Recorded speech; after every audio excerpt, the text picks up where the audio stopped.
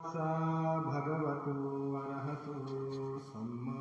सम्बुद्धस्स अहं हवेरोहोमि अव्यपज्जुहोमि अनिगोहोमि सुखियात्तानं परिहरामि दुःखमुच्चामि यथा लब्धसम्पत्तितु मविगच्छन्तु कम्मसखा किमस्मिन् विहरे किमस्मिन् आवासे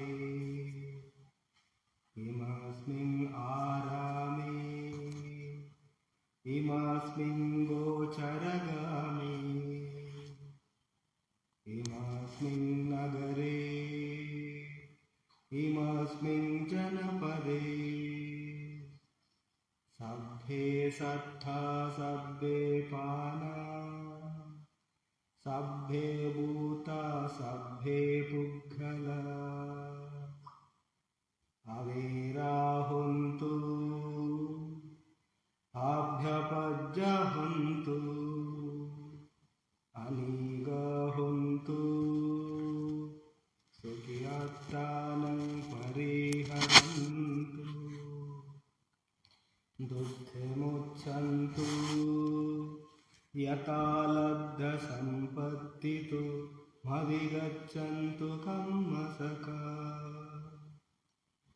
पुरतिमाय दिशया दक्षिणाय दिशया पश्चिमाय दिशया उत्तराय दिशया पुरतिमाय अनुदिशया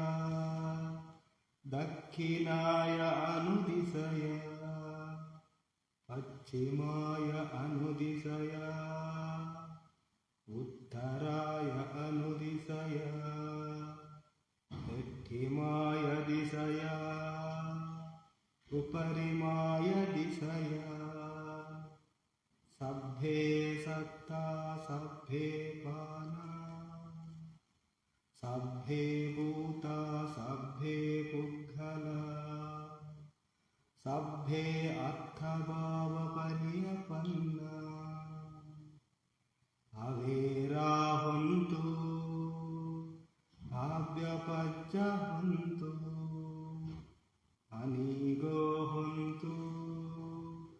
सुखियात्तानं परिहरन्तु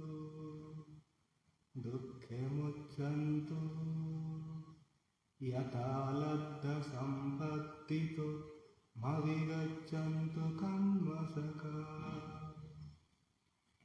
उद्धङ्ग्यावभवद्गाच अधो याव अवीचितो समन्ताचक्रवालेषु ये सत्थपटवीचर अभ्यपज्जनिवारे च निदुःखा च नुपद्धवा उद्धङ्ग्यावभवद्घा च अधो याव अवीचितो समन्ताचक्रवालेषु ये सत्त उदकेचर अभ्यपज्जनिवारे च निदुःखा च नुपद्धवा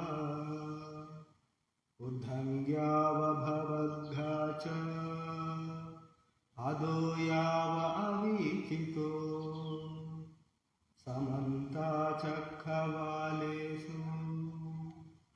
ये सत्त आकाशे चर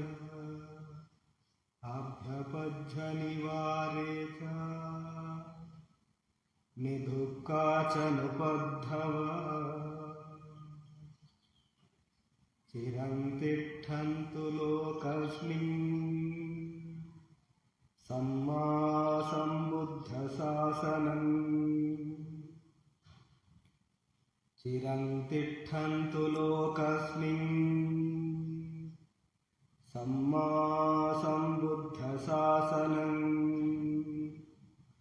चिरं तिष्ठन्तु लोकस्मिन् सम्मासम्बुद्धशासनम्